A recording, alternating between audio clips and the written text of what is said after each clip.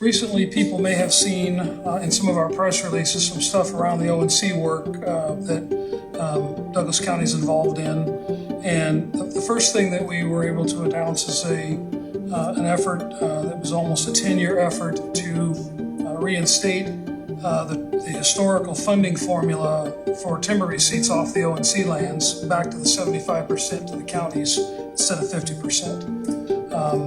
We use one of the lowest years of timber harvest in the current resource management plan, which is about a 10-year window. Just using those numbers, it moves the timber receipts from about $8 million to $12 million, just that one action. So that's about a $4 million gain every year moving forward if they harvest no more timber than the little bit they've been harvesting each year.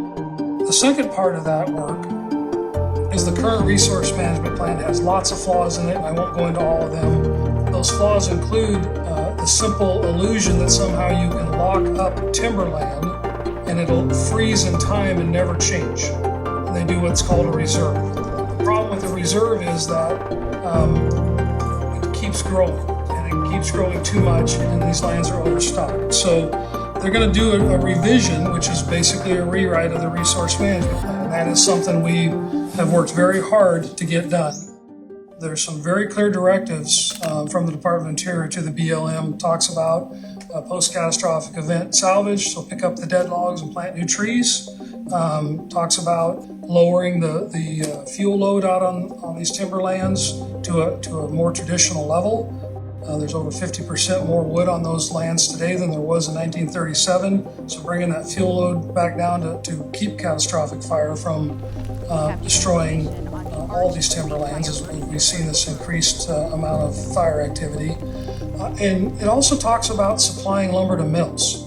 We've had, I think last year, there were 7 mills in Western Oregon closed, and each of those mills talked about the lack of timber supply. There's a tremendous need for timber supply. The Archie Creek fire, all the private timber that burnt in the Archie Creek fire and other fires and Liberty fires during 2020, all that wood was taken off and run through mills, and that changes the cycle of private timber. So there is currently and moving forward a big deficit in the wood coming in to keep milling going and to keep supply of lumber coming out of the mills.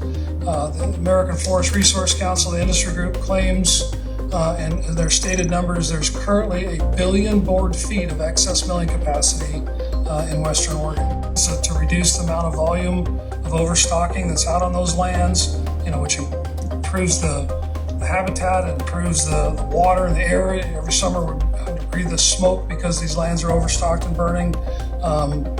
It also improves the economy, so people have jobs.